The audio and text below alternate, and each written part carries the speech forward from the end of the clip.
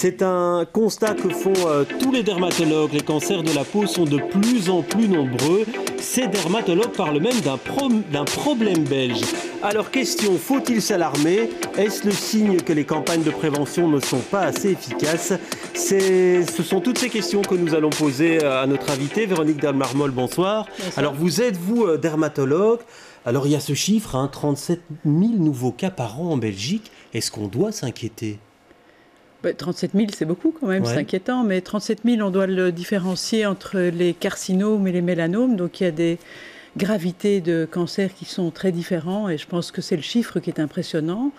Est-ce qu'on ne pourrait pas dire c'est parce que la prévention est meilleure aujourd'hui qu'on détecte ces cancers de la peau plus vite? Non, c'est parce qu'il y a une incidence qui augmente chaque année. Donc clairement, il y a un nombre qui augmente chaque année. Et ça, c'est inquiétant, effectivement. Et c'est lié à quoi? On parle toujours de l'exposition au soleil, l'usage abusif de bancs solaires. Oui. Ça reste l'explication principale aujourd'hui? Oui, bien sûr.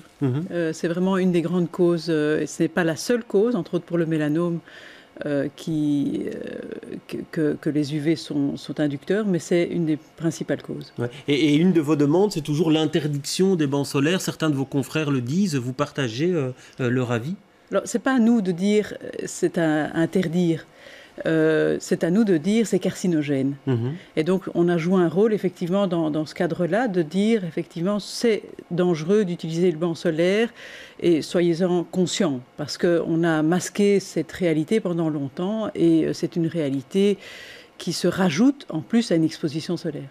Et vous avez l'impression, vous, qu'il manque aujourd'hui de campagnes de prévention, parce que la notion « protégez-vous, protégez votre peau », elle est quand même largement diffusée. Elle est largement diffusée, mais malheureusement pas suffisamment appliquée. Et donc clairement, on a vu que les gens protègent leurs enfants beaucoup plus qu'avant, mais se protègent toujours pas.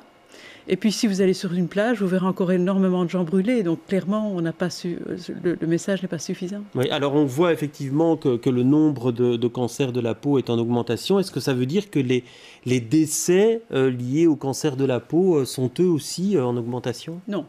Non, ils sont stables. Et ça, c'est rassurant parce qu'effectivement, on est dans un pays où on est très gâté par un dépistage précoce.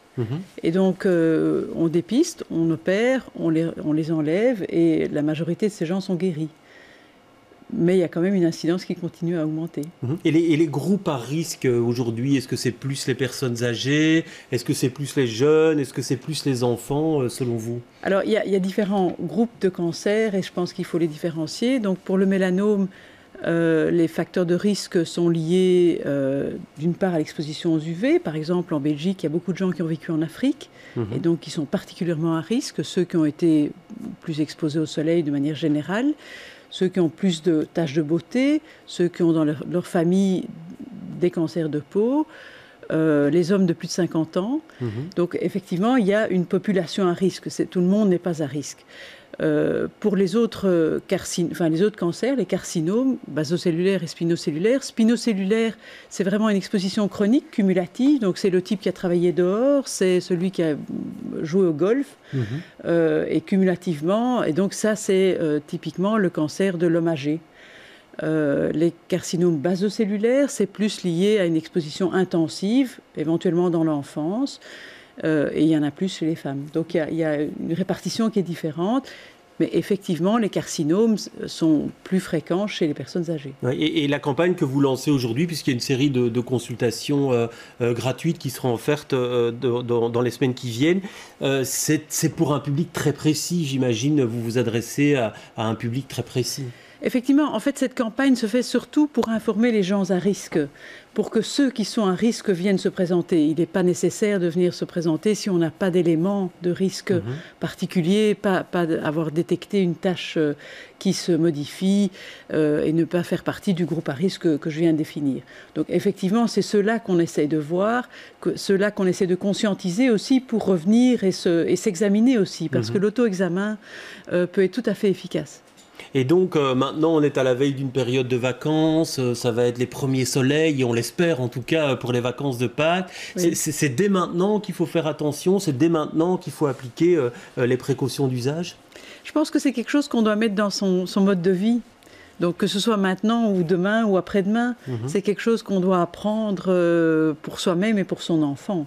Et certainement parce que on doit l'associer à ce moment de détente qui est l'exposition solaire en soi. En fait, on est en vacances, on est détendu, mais il y a moyen tout à fait de s'exposer dans des heures qui ne sont pas chaudes. Ouais. Mais j'ai souvent entendu que la première exposition était importante quand sa peau n'a plus été bronzée. Oui, parce on est tout blanc, on n'est pas protégé du tout. Et c'est vrai qu'on est moins laid quand on est bronzé, donc effectivement on a envie. Mais c'est la brûlure qui est effectivement toxique. Et puis, le fait simplement de bronzer est carcinogène. Et il n'y a pas une lassitude chez vous d'année en année de devoir répéter ce même message? Bien sûr, c'est pas passionnant du tout. Mais merci en tout cas d'être tout de même venu chez nous pour dispenser ce message. Merci beaucoup.